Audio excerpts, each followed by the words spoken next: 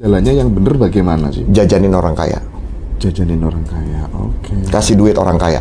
Karena begini, menurut mental state dari kita, dari conscious kita, dari kesadaran kita, anjir orang kaya aja gue jajanin. Percuma sekarang banyak uang, nggak bebas, nggak happy. Iya.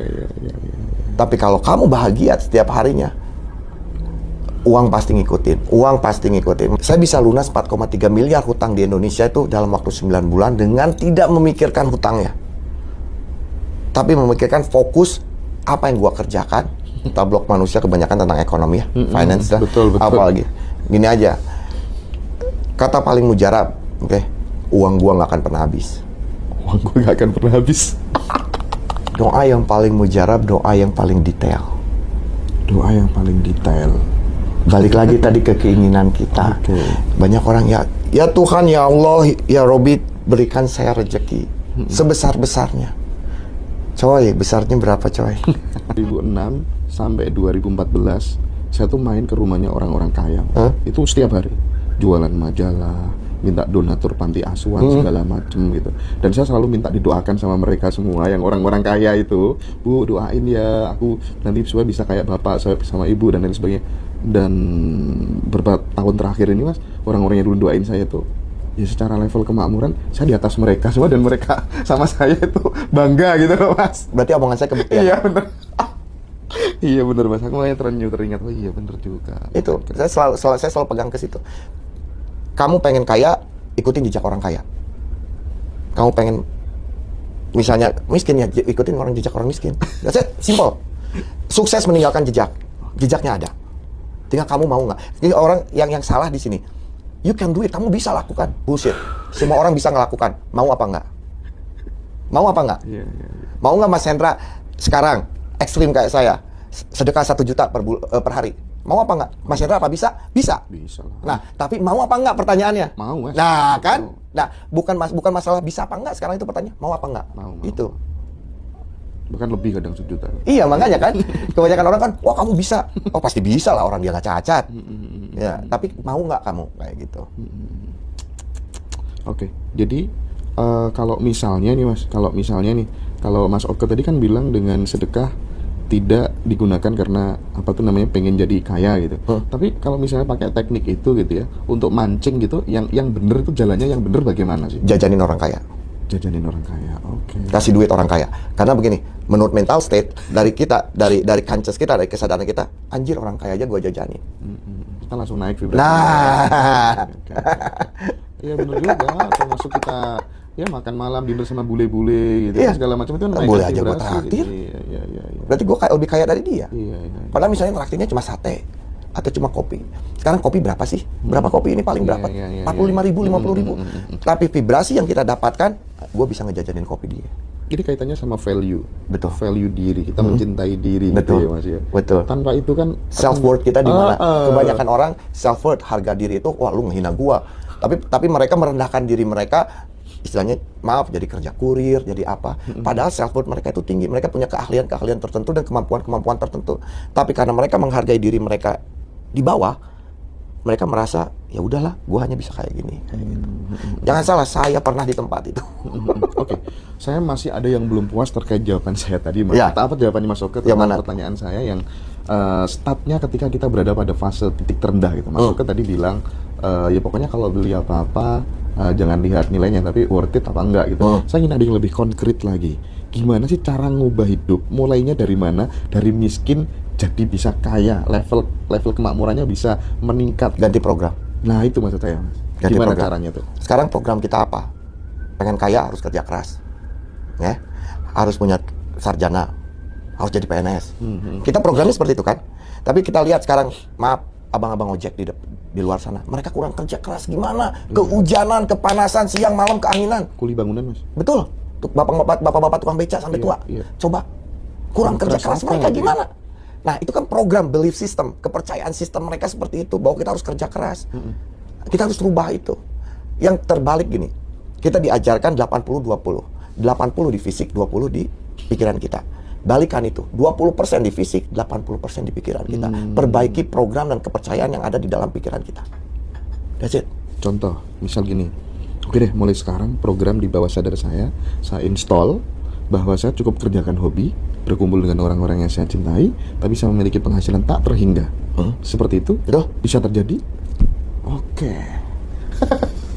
Ya, saya pernah ngejar uang, saya pernah ngejar karir, saya pernah ngejar keterkenalan, oke? Nah, yang sekarang saya kejar apa? Apa maksudnya? Kebahagiaan. Kebahagiaan. Kebebasan. Percuma sekarang banyak uang, nggak bebas, nggak happy. Iya. Tapi kalau kamu bahagia setiap harinya, uang pasti ngikutin. Uang pasti ngikutin. Makanya mantra saya tiap pagi, saya tiap bangun pagi, saya ngelihat ke kaca bilang, I'm happy. I'm happy. Thank you. I'm happy, that's it. Saya bahagia. Ngeset tones, jadi ngeset temperatur di happy gitu. Ya kadang ada gangguan gitu, apalagi maaf ya di Indonesia itu orang yang nyupir itu mereka nggak beradab, oke? Nggak ada peraturan. Maaf, beda sama Amerika. Kalau ngantri ya ngantri. Ya mau macet segimana pun kita ngantri. Nggak ada yang namanya bahu jalan. Kalau di sini kan mobil saya aja kesenggol berapa kali sama yang pakai motor. Nah di situ kadang saya juga keganggu, tapi udahlah mau gimana lagi. Saya suka ngocehnya, dasar nggak beradab. Gitu. Maaf, saya orang Indonesia, saya cinta Indonesia, makanya saya pengen ngebantu itu. Tapi orang pengen gini, orang pengen merubah dunia, tapi mereka tidak mau merubah dirinya mereka sendiri. Oke, mereka ingin yang terbaik untuk lingkungan, tapi mereka tidak ingin yang terbaik untuk dirinya sendiri. Before you change the world, you change yourself. Sebelum kamu merubah dunia, ganti diri kamu dulu, perbaiki diri kamu dulu. Karena kontribusi diri kamu, kontribusi ke lingkungan kamu nanti semakin lingkungan yang lebih besar. Semua berasal dari kamu. Oke. Masuknya mungkin ketika mobilnya keserempet atau apa begitu, nggak pernah kan minta uang ganti apa gitu ya? Itu beda lagi. Saya ketabrak 2 kali mobil. Oke. Saya sengaja nuntut pengen diganti. Oke. Yang pertama saya bawa itu yang nabrak. Oke. Saya nabrak ya? Saya ditabrak dari belakang. Itu mobil baru. Saya baru 3 hari ya. Ditabrak di jalan plastik, sama Grand. Saya sengaja, saya ngotot. Tapi ayo ke bengkel, kamu gantiin papa punya asuransi, saya nggak mau pakai asuransi, kamu yang harus bayar. Oke? Saya bawa ke bengkel. Wah, anak-anak itu udah pucat, udah gimana. Terus datang saudaranya. Pak, gimana Pak kalau saya bayar adminnya aja, Bapak pakai asuransi. Gini aja, dompet kalian keluarin dua-duanya. Saya pengen tahu uang kalian udah berapa. Ada 600.000. Ayo ikut saya. Ada bapak-bapak pakai beca. Bapak, sini, ini anak-anak mau sedekah. Saya bilang. Itu uangnya sedekahin, saya laporin kecelakaannya ke asuransi. Saya nggak ngambil seperak pun. Itu yang pertama. Yang kedua kali di daerah BSD Jakarta saya ketabrak lagi sama kurir. Oke. Sampai bosnya datang. Bosnya, Pak saya nggak punya uang gini-gini, pegawai saya banyak. Udah nggak apa-apa. Akhirnya setelah estimasi itu kerusakannya hampir 9 juta. Mau ganti mau gimana? Ini 9 juta. Udah Bapak aja ke asuransi. Nggak mau diganti apa nggak? Pak saya nggak punya uang berapa kamu? Ke bosnya. Ada apa paling 1 juta? Ambil uang 1 jutanya, saya bilang. Dia ambil uang 1 jutanya, saya nanya ke siapa, Pak, ada masjid atau gereja yang lagi diperbaiki apa enggak? Oh ada Pak, masjid sebelah sana, katanya. Itu Chinese, saya bawa ke masjid, suruh sedekahin itu uang. Saya ngomong ke DKM-nya, ini 2 ini nabrak mobil saya, tapi saya bilang mereka punya uang berapa, silakan uang gantinya diambil untuk ngebangun masjid. Saya selalu kayak gitu. Saya seneng kasih pelajaran dulu, tapi paham. Kayak gitu, mereka takut dulu, udah gimana mau gimana, tapi ya udah ini kita sedekahin, kita gitu. Jadi akhirnya yang pertama nabrak saya itu saya suruh push up itu anak-anaknya. Iya, betul. Akhirnya mereka belajar supaya lebih dari hati-hati. fenomena itu Nah, gitu ya. Gitu. Untung mereka ketemunya saya, coba sama yang lain. Di samping hati-hati juga kan, aku disuruh sedekah mikirkan orang lain juga ya. Betul. Dan mungkin dari situ menjadi titik tolak kebangkitan mereka. Betul. Titik balik keberhasilan mereka gitu. Oke. Keren edukasi yang halus. Dan ketika kemudian ini Mas Oke, ketika kita sudah berada hasil misalnya meningkat gitu ya Mas Oke selalu kemudian menggerakkan banyak penonton, banyak orang itu untuk kamu harus lebih ekstrim lagi kalau sudah dapat banyak. Betul. Gitu. Di channel YouTube-nya kan gitu sih. Ya. Apa sih nama channel YouTube-nya biar teman-teman tahu? Oke Indo Channel. Oke Indo Channel. OCKE Indo Channel. Oke Indo Channel ya teman-teman, jangan lupa ya. Oke, itu gimana, Mas? Jadi gini, kebanyakan orang sudah punya hasil, mereka itu nyaman. Atau mereka yang lebih parah mereka lupa. Gimana mereka sampai ke titik itu? Kalau saya hidup itu nggak ada yang rata. Hidup itu kalau nggak ke atas ke bawah.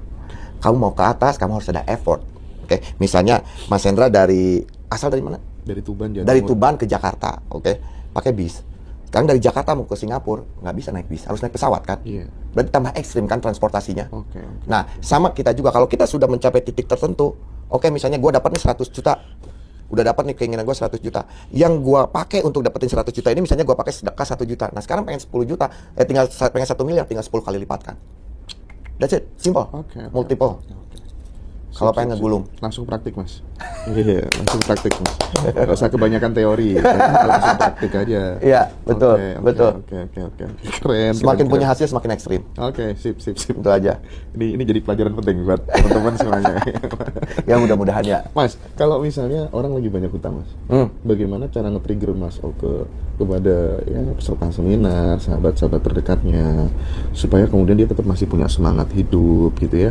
Apapun boleh hilang, tapi harapan tidak boleh hilang. Itu gimana caranya biar orang yang berada pada fase titik terendah karena banyak hutang ini bisa bangkit sampai kemudian dia surplus ya, berkelimpahan gitu. Gimana mas? Oke, dari pengalaman saya dulu ya. Nanti ada pengalaman salah satu ya orang teman dekat saya gitu ya, orang dekat saya gitu. Saya dulu itu waktu bangkrut itu di Indonesia itu hutang sampai 4,3 miliar. 4,3 M. Saya dapat konsep seperti ini. Hutang saya pikirkan tetap harus dibayar, tapi saya stres. Hutang tidak dipikirkan tetap harus saya bayar. Setidaknya saya punya ketenangan. Hutang tidak kita pikirkan, tetap harus kita bayar kan itu hutang. Oke. Tapi kalau yang pertama tadi stres ya? Stres. Oke, siap. Coba Mas Hendra pikirin hutang. Waduh, ini jatuh tempo tanggal segini. Akhirnya pusing sendiri. Iya, benar. Nah, kan kita kayak apa?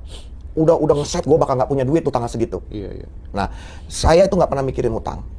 Oke, sedangkan saya besar karena pinjaman dari bank. Saya dipercaya semua other people's money, uang orang lain. Saya itu ngebangun bisnis, uang bank semua. Oke, nah saya bisa lunas 4,3 miliar hutang di Indonesia itu dalam waktu 9 bulan dengan tidak memikirkan hutangnya. Tapi memikirkan fokus apa yang gua kerjakan ke situ. Oke, itu cerita saya. Nah, ada cerita nih orang dekat saya. Iya. Dia itu kalau di BI checking itu udah call 5. Dia orang Indonesia udah call 5. Oke. Dia ketakutan. Dia pada telepon dia ketakutan. Dia takut masukku kalau ada hubungannya sama bank, saya takut bla bla bla bla. Ya, saya bilang, "Kenapa kamu mesti takut? Kalau kamu mikirin telepon, kamu pasti telepon." Oke. Gini aja pikirinnya. Dia ini hutangnya itu hampir 7 miliar. Dia dikejar sama bank sana sini.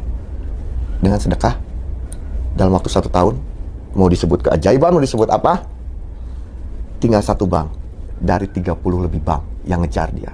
Di BI checking semua bersih. Oke. Iya. Dengan cara apa? Jangan dipikirkan hutangnya. Asal kamu tahu kamu punya hutang, nggak usah dipikirin. Fokusnya jangan di hutang. Nah, jangan di hutangnya. Iya. Fokusnya di peluang yang bisa dikerjakan. Betul. Kalau kita mikirin hutang itu, hutang bakal ngegedein loh. Oh iya, benar. Kalau yang dipikir tuh peluang itu narik gak sih? Iya. Yang saya alami gitu. What you think about is getting bigger. Apa yang kamu pikirkan akan menjadi lebih besar. What you focus on. Kamu fokus ke hutang itu bakal jadi gede. Iya, sebaliknya ya Mas ya. Mas Oke, ketika sudah berada di fase tingkat kemakmuran tertentu gitu, tetap tidak meninggalkan investasi untuk kepentingan diri, ilmu dan lain sebagainya, meskipun bayar berapa, kalah segala macam. Begitu nggak dulu? Betul. Sampai detik ini pun saya bayar untuk kelasnya master kelas Tony Robbins sama Bob Proctor itu 35.000 per tahun untuk VIP-nya. 35.000 sekitar 700 juta per tahun. Gila. Saya dulu itu waktu ngebangun diri saya ke seminar itu sebulan 3 kali sampai 4 kali. Saya tuh jarang pulang. Saya pernah seminar 1 tahun nggak pulang-pulang. Dari seminar satu ke seminar lain, sepatu ke London, ke Dubai, kemana, hanya untuk ngebangun diri karena saya ingin berada di kelompok-kelompok tertentu. Itu saya nggak pernah investasi yang terbaik apa? Investasi ke diri sendiri. Investasi ke bisnis bisa rugi, bisa bangkrut, bisa apa, tapi investasi ke diri sendiri, kalau itu ilmu sudah jadi habit, udah nggak akan ada yang bisa ngerampok. Saya suka gini, saya suka tantang, bukan nantang siapa.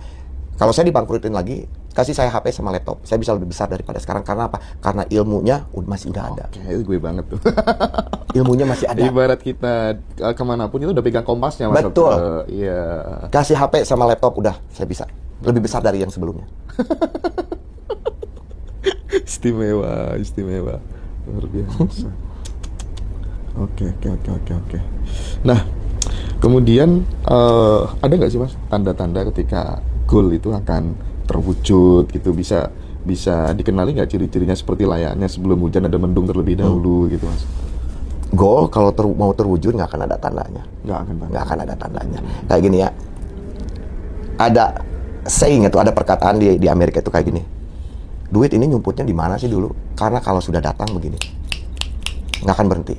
Secepat. Kita sekarang, saya juga dulu, anjir perasaan 9 bulan kemarin saya masih makan mie, sekarang saya punya rumah depan-depanan sama orang yang saya ketok dulu. Yang dulu saya punya VW Kodok tahun 98, sekarang punya BMW, punya Jaguar dalam waktu 9 bulan. Itu datang bertubi-tubi. Kalau udah datang, itu datang. Kalau kerannya udah rusak, itu air bakal ngocor terus. Yang salah jangan diberhentikan.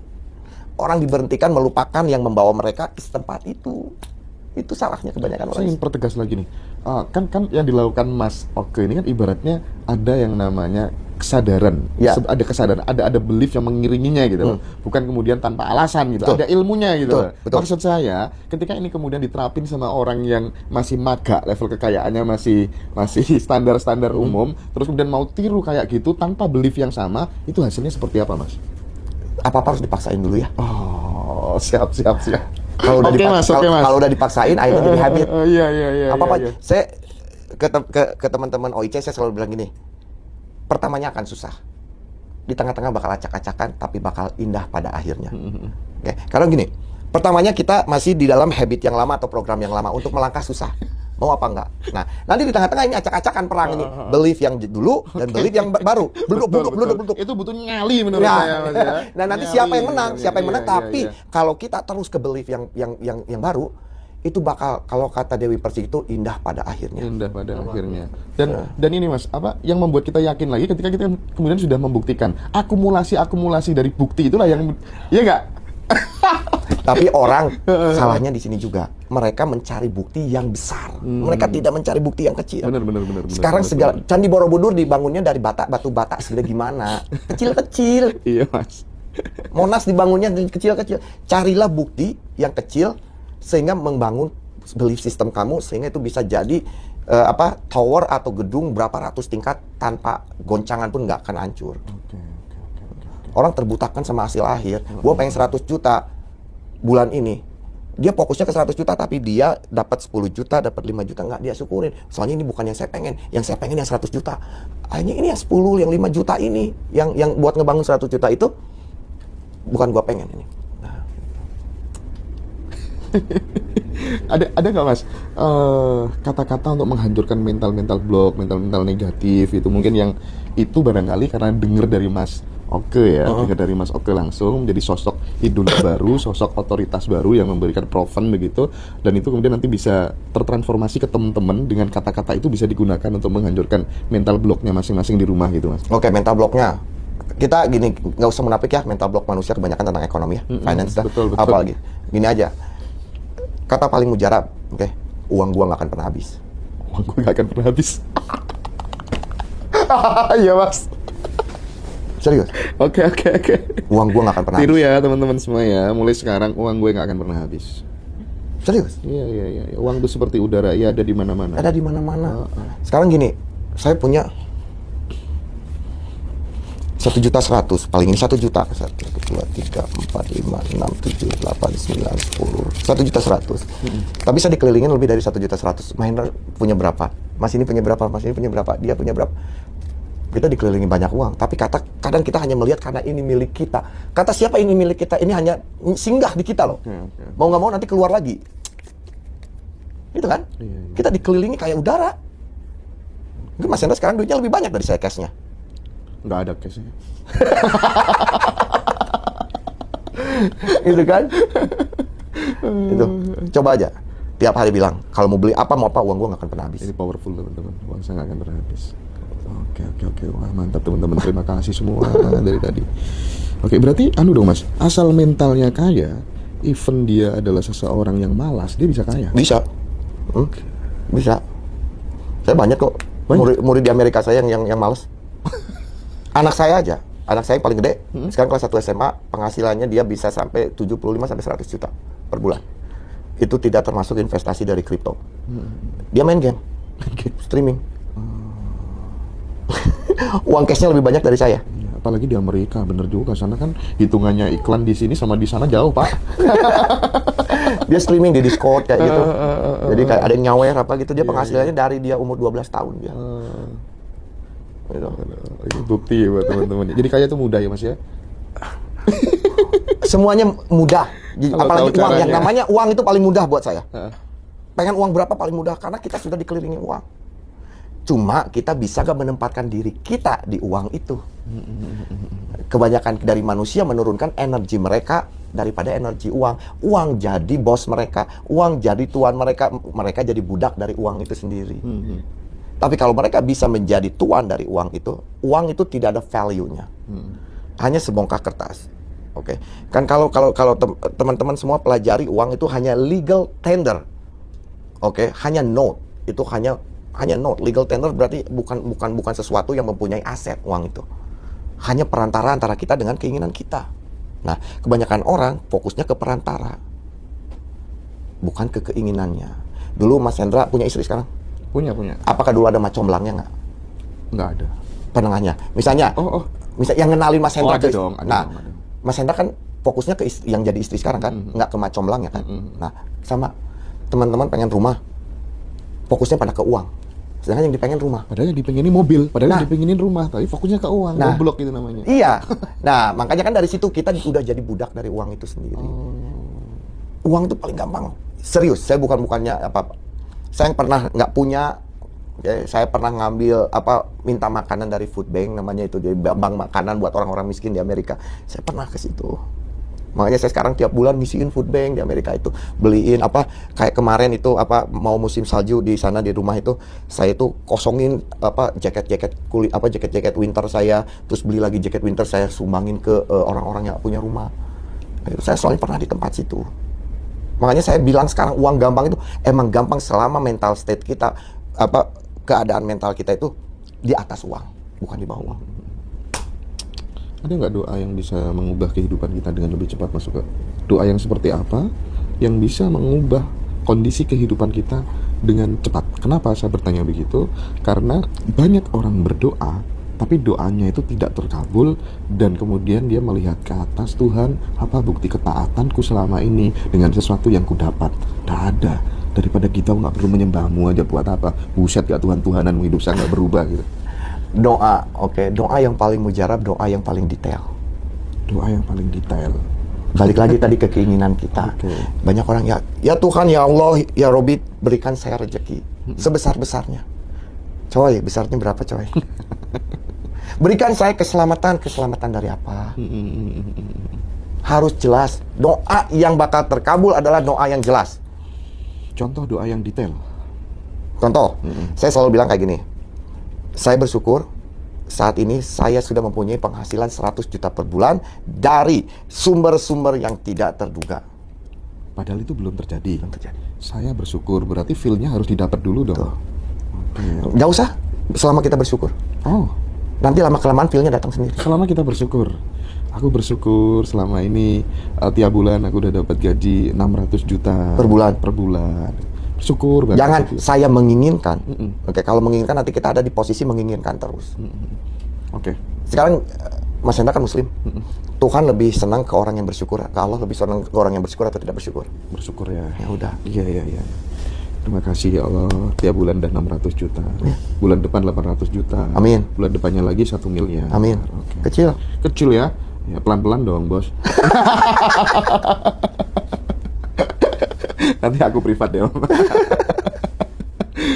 Bisa lah, mau apa enggak itu aja jawab. Tanya ke diri kita sendiri, kita mau nggak ngerubah hidup?